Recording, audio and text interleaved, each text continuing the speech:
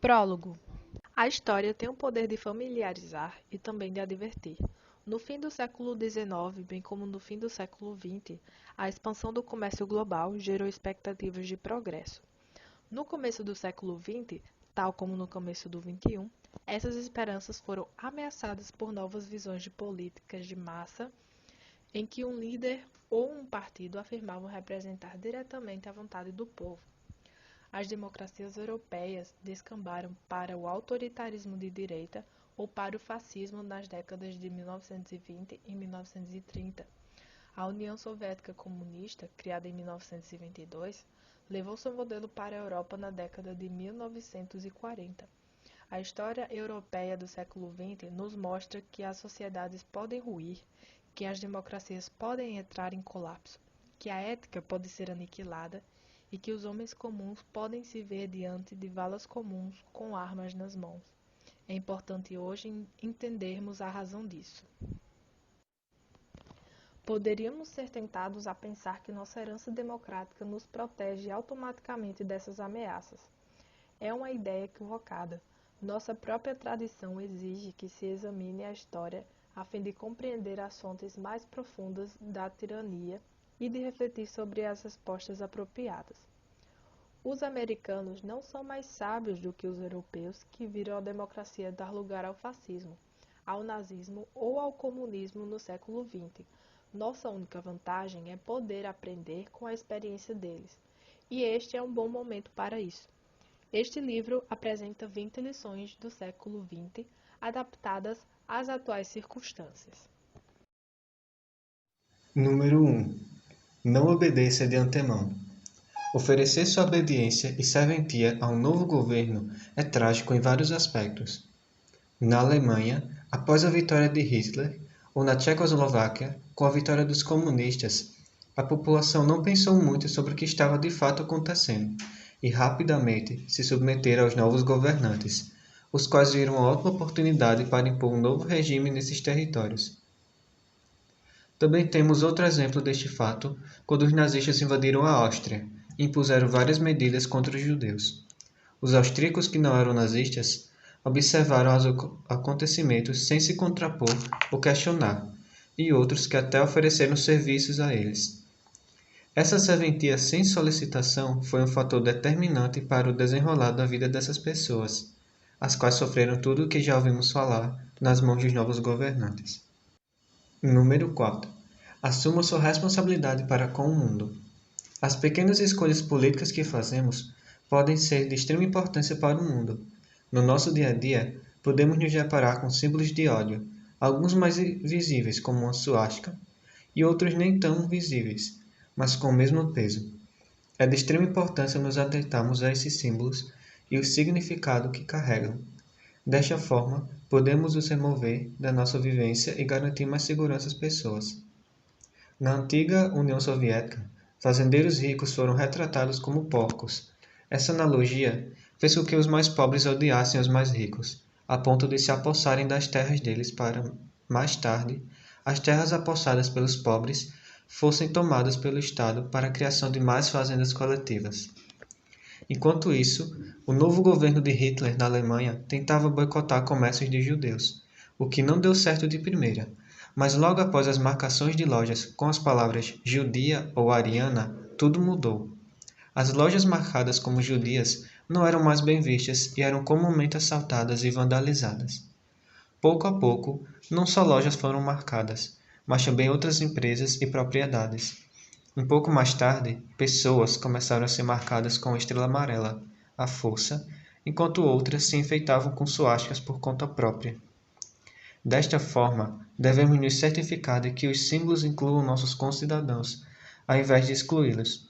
Em caso de exclusão, não devemos nos submeter a tal tirania, como fizeram na antiga Tchecoslováquia, quando comerciantes penduravam placas com afirmações comunistas, com o intuito de não serem incomodados pelo governo. Lição 5. Lembre-se da ética profissional. Quando o governo não dá um bom exemplo, ter ética no trabalho se torna ainda mais importante, principalmente quando os grupos poderosos necessitam de trabalhadores obedientes. Sabe-se que os ditos médicos alemães e de outras nacionalidades participaram de vários experimentos medonhos dos campos de concentração. Diretores de companhias químicas e de outras empresas alemães exploraram o trabalho dos internos dos campos de concentração, como, por exemplo, os judeus dos guetos e os prisioneiros de guerra. Os servidores civis, de ministros a secretários, supervisionavam e registravam tudo. Se os advogados tivessem seguido a norma que proibia a execução sem julgamento, se os médicos tivessem obedecido a regra que proíbe cirurgia sem consentimento, se os executivos tivessem endosado a proibição da escravidão e se os burocratas tivessem se recusado a processar a documentação que envolveu os assassinatos, o regime nazista teria enfrentado muito mais dificuldades para realizar as atrocidades pelas quais é lembrado. Bem, a ética profissional deve nos guiar precisamente quando nos dizem que a situação é excepcional. Nesse caso, ninguém poderá dizer que estava apenas seguindo ordens. Por outro lado, se os profissionais liberais confundem sua ética específica com as emoções do momento, podem acabar dizendo e fazendo coisas que antes teriam julgado inimagináveis. Lição 8. Destaque-se. Alguém precisa tomar a frente. É fácil acompanhar a maioria. Pode parecer estranho fazer ou dizer algo diferente, mas sem essa inquietação, não existe liberdade, e no momento em que você dá o exemplo, quebra-se o encanto exercido pelo status quo e outros o imitarão. 1940. Esse deveria ser o ano em que Teresa Preccaroa terminaria seu ensino médio, mas a sua família teve a sua propriedade tomada pelos alemães e logo tiveram de se mudar para Varsóvia e pagar aluguel lá. Nisso, seu pai foi preso, um dos seus tios morreu em combate e 2 dos seus irmãos estavam em campos de prisioneiros de guerra. Varsóvia como um todo tinha sofrido bastante com os ataques aéreos comandados pela Alemanha, que matou cerca de 25 mil pessoas. E apesar de muito jovem, Teresa acabou se destacando entre os seus amigos e a sua família na forma de reagir a esse horror todo. Em uma época que seria natural ela apenas pensar em si mesma, ela acabou se preocupando com os outros. E ao final de 1940, os alemães começaram a criar guetos na parte da Polônia para terem um controle total. Em outubro, exigiram que os judeus de Varsóvia e arredores se mudassem para um certo bairro da cidade. E antes da guerra se estabelecer, um dos irmãos de Teresa era muito amigo de uma moça judia e da sua família. Teresa notou que as pessoas agora se calavam quando os amigos judeus sumiam da vida delas. E sem falar nada à sua família e arriscando sua própria segurança, Teresa foi ousada e decidiu entrar no gueto de Varsóvia um montão de vezes. Levou comida e remédios para os judeus que conhecia e os que não conheciam também. Ao se aproximar o fim do ano de 1940, convenceu o amigo do seu irmão a fugir do gueto. E em 1942, Teresa ajudou os pais e o irmão da moça a fugirem também. Com isso, Teresa salvou uma família da morte certa, pois entre julho e setembro desse ano, os alemães realizaram no gueto de Varsóvia o que chamaram de Grande Ação. Deportaram cerca de 265.040 judeus para serem mortos no abatedouro de Treblinka e mataram no próprio gueto outros 103.080 judeus. Mais tarde, Teresa se tornou uma historiadora do Holocausto, escrevendo sobre o gueto de Varsóvia e sobre outras pessoas que também ajudaram os judeus. Nessa ocasião, preferiu não escrever sobre si mesma e, quando foi convidada a falar sobre a sua própria vida, classificou suas ações como normais. Em nossa perspectiva, as ações de Teresa parecem excepcionais. Ela resistiu e destacou-se dos demais. Lição 9. Trate bem a língua. Evite proferir as frases que todo mundo usa. Reflita sobre sua maneira de falar, mesmo que apenas para transmitir aquilo que você acha que todos estão dizendo. Faça um esforço para afastar-se da internet. Leia livros. Evite repetir as mesmas palavras de terceiros. Abranja seu vocabulário, nem que seja para expressar de seu próprio modo a opinião de alguém. Desse modo, será mais difícil controlar seu pensamento, pois sua mente se tornará cada vez mais crítica das situações que acontecem à sua volta. O uso de aparelhos eletrônicos facilitou a comunicação.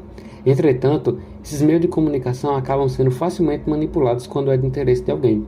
Para exemplificar esse ponto, o autor cita sobre o livro Fahrenheit 451, de Ray Bradbury, publicado em 1953. Nessa história, bombeiros procuram e queimam livros, enquanto a maior parte das pessoas assistem a televisão interativa. O autor nessa lição mostra o quão perigoso é ficar repetindo bordões que vemos em qualquer lugar. No fim, podemos estar espalhando mensagem de ódio sem ter a menor ideia disso. Não seja um papagaio, tenha a sua própria opinião. Muitas vezes, palavras têm mais significado do que podemos imaginar. Se não formos críticos, podemos acabar como fantoches de um ditador. Lição 10. Acredite na verdade. A verdade morre de 4 maneiras. Mentiras espalhadas como se fossem verdade. Repetição de mentiras até que se tornem verdade. Aceitar a mentira sem usar a razão e usar a fé para vitalizar uma verdade. Desistir da diferença entre o que você quer ouvir e o que realmente é verdade é uma forma de sucumbir à tirania. Essa negação da realidade pode parecer natural e agradável, mas o resultado é o seu fim como indivíduo e, portanto, o colapso de qualquer sistema que dependa do individualismo. A verdade morre de 4 maneiras, como descobriram os pesquisadores do totalitarismo, e acabamos de ver todas elas. O primeiro módulo é a hostilidade aberta à realidade verificável, apresentando invenções e mentiras como se fossem fatos. O ex-presidente dos Estados Unidos o fez com muita frequência e com um ritmo intenso durante a campanha de 2016. Uma pesquisa de suas declarações revelou que 78% de suas declarações eram falsas. Essa porcentagem é tão alta que suas afirmações corretas parecem omissões inconscientes no caminho para a ficção total. Ignorar o mundo real começa a criar um antimundo fictício. A segunda maneira de matar a verdade é por meio de um feitiço xamânico. O estilo fascista é baseado na repetição sem fim, com o objetivo de tornar a ficção confiável e o comportamento criminoso desejável. O uso sistemático de pseudônimos como Ted Loroteiro e Hilary Fajuta substitui certos traços de caráter, que poderiam muito bem ser atribuídos ao próprio ex-presidente. Entretanto, mediante uma repetição embotadora no Twitter, o ex-presidente americano conseguiu transformar indivíduos em estereótipos aos quais muitas pessoas aderiram em altos brados. O terceiro modo é o pensamento mágico ou a adoção aberta da contradição. A campanha do ex-presidente incluiu promessas de redução de impostos para todos, eliminação da dívida pública e aumento dos gastos com política social e defesa nacional. Essas promessas são claramente contraditórias. É como se um fazendeiro dissesse que pegaria um ovo do galinheiro, cozinharia, daria para sua esposa, daria para os seus filhos e, por fim, devolveria o ovo intacto ao galinheiro e aguardaria que o filhotinho nascesse. Aceitar essas inverdades radicais requer um abandono flagrante da racionalidade. Os relatos do estudioso Kempler de como ele perdeu seus amigos na Alemanha de 1933 devido à discussão sobre o pensamento mágico parecem extremamente relevantes hoje. Um de seus ex-alunos apelou a ele para confiar em seus sentimentos e sempre se concentrar na grandeza de Hitler, não no desconforto que você está sentindo no momento. 12 anos mais tarde, após todas as atrocidades e no fim de uma guerra em que a Alemanha claramente tinha perdido, um soldado amputado disse a Kempler que Hitler nunca disse uma só mentira. Eu acredito em Hitler. O último caminho é por meio do abuso da fé. Isso inclui todos os tipos de declarações hipócritas que o ex-presidente fez ao dizer só eu posso consertar ou eu sou o seu voto. Quando o sentimento de fé é transferido do céu para a terra dessa maneira, não há espaço para pequenas verdades de nossas percepções e experiências individuais. Quando a verdade se torna mais oralidade do que fato, a evidência é irrelevante. No final da guerra, um trabalhador disse a Kempler que a compreensão é inútil, é preciso ter fé. Eu acredito em Hitler. Os fascistas desprezavam as pequenas verdades da experiência cotidiana, amavam palavras de ordem que ressoavam como uma nova religião e preferiam mitos de criação à história ou ao jornalismo. Usavam os novos meios de comunicação, representados na época pelo rádio, para criar uma propaganda que apelasse aos sentimentos antes que as pessoas tivessem tempo para pensar. E hoje, como naquela época, muitas pessoas confundiram a fé num líder cheio de enormes defeitos com a verdade sobre o mundo em que todos vivemos. A pós-verdade é o pré-fascismo. Lição 11. Investigue. O governante que deprecia quem investiga é um tirano em potencial. O autor cita o ex-presidente dos Estados Unidos, que em sua campanha em 2016 retratava o jornalismo como uma campanha pessoal contra ele.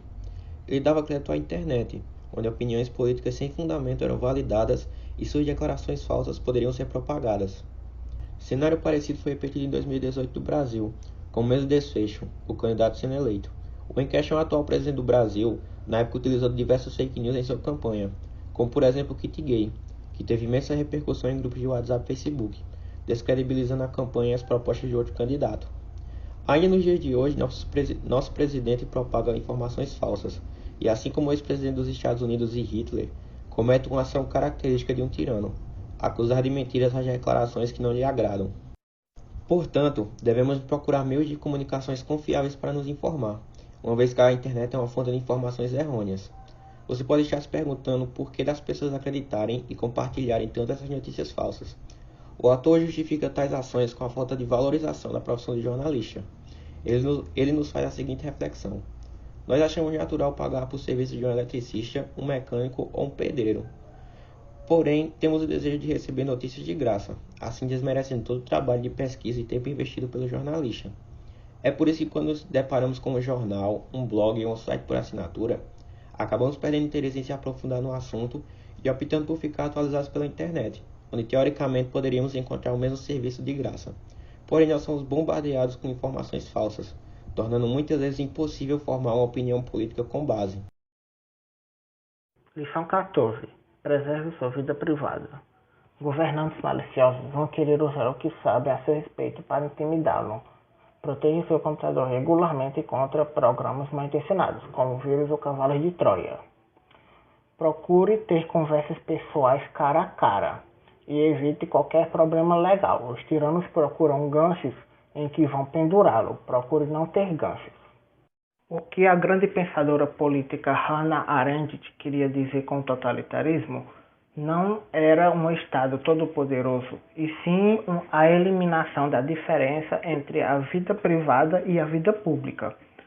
Nós só estamos livres apenas na medida em que exercemos controle sobre o que as pessoas sabem de nós e em quais circunstâncias vêm a saber dessas coisas. Qualquer pessoa que viole sua privacidade pode humilhá-lo e prejudicar seus relacionamentos à vontade. Ninguém tem uma vida privada capaz de sobreviver à exposição pública com intenções hostis. Nosso apetite pelo secreto, pensava Hannah Arendt, é perigosamente político.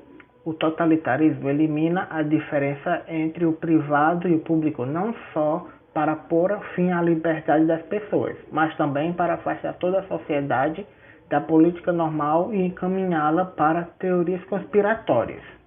A revelação do que antes fora confidencial torna-se a própria notícia. Quando nos interessamos ativamente por questões de relevância duvidosa em momentos escolhidos por tiranos, participamos da demolição de nossa própria ordem política. Lição 17. Preste atenção a palavras perigosas. Fique alerta ao emprego das palavras extremismo e terrorismo. Esteja atento às noções fatais de emergência e exceção. Revolte-se contra o uso traiçoeiro de vocabulário patriótico. Quando os políticos de hoje evocam terrorismo, estão falando, é claro, de um perigo real. Mas quando tentam nos acostumar a abrir mão da liberdade em nome da segurança, devemos levantar nossa guarda. Não há nenhum conflito de escolha entre os dois valores. Pode até acontecer de termos de abrir mão para ter o outro, mas não necessariamente. As pessoas que lhe garantem que você só ganha segurança em troca da liberdade, em geral, querem negar-lhe ambas. O termo extremismo, sem dúvida, remete a uma situação ruim, e os governos com frequência procuram torná-la pior usando a palavra terrorismo na mesma frase. No entanto, a palavra tem pouco significado. Não existe nenhuma doutrina chamada extremismo. Quando os tiranos falam de extremismo, referem-se apenas a pessoas que não se encontram na corrente dominante naquele momento em particular. No século XX, os dissidentes, quer resistissem ao fascismo, quer ao comunismo, eram chamados de extremistas. Os modernos regimes autoritários, como o da Rússia, utilizam-se de leis contra o extremismo, para punir aqueles que criticam suas políticas. Com isso, a ideia de extremismo passa a designar praticamente tudo, exceto aquilo que é de fato extremo, a tirania. Lição 18. Mantenha calma quando o impensável chegar. Tiranos modernos são a indústria do terror. Em caso de ataques terroristas, lembre-se que os autoritários buscam esses fatos a fim da apuração de poder. Catástrofes sublimes que culminam o fim dos mecanismos de controle, ruína da liberdade de expressão e do direito a julgamentos justos são alguns dos truques mais velhos no repertório tirano. Um exemplo é o incêndio de Reichstag, no qual Hitler utilizou como pretexto para dar início à política de emergência. No dia seguinte desse ocorrido, passou a ser permitido que os cidadãos fossem detidos previamente pela polícia. Em Hamlet, de Shakespeare, o herói está chocado com a ascensão de um governo perverso. Hamlet diz que o tempo está disjunto, e de fato, nosso tempo está disjunto. E se esquecermos da história e da nossa noção do tempo, podemos perder o compromisso com a liberdade. Os traumas do fascismo, nazismo e comunismo parecem distantes. Isso nos faz aceitar a política de inevitabilidade, que retrata o presente como um passo para o futuro, um futuro que é próspero e seguro, assim como o comunismo prometeu uma utopia socialista. Esses desejos utópicos levam ao nome de teleologia. Ao adquirir a política de inevitabilidade, acabamos por esquecer a história. E esquecer a história e tudo o que ela representa acaba sendo prejudicial para a gente, fazendo com que nós pensamos apenas no futuro. A segunda política anti-histórica é a política de eternidade. Essa política se interessa apenas pelo passado, porém de uma forma egocêntrica e sem se prender aos fatos. Esse tipo de política acaba romantizando eventos desastrosos do passado. Os políticos da eternidade acabam glorificando ações de seu país em determinada era, ignorando totalmente seu passado histórico e muitas vezes sangrento, visando apenas um futuro melhor com base no passado de glória. Nesses casos, a política acaba assumindo uma luta entre bem e mal, já que uma nação é definida por sua virtude e não por seu potencial futuro. Nesses casos, a política de inevitabilidade é como se fosse um coma autoinduzido, e a política de eternidade, uma hipnose. As únicas formas, então, de combater essas políticas antihistóricas é estudando a própria história, pois ela nos mostra os fatos e acontecimentos e a realidade da forma mais pura e simples. E para evitarmos qualquer futuro político desastroso, é necessário que os jovens façam história e estudem história. Caso contrário, a política de inevitabilidade e eternidade acabarão dominando tudo futuramente.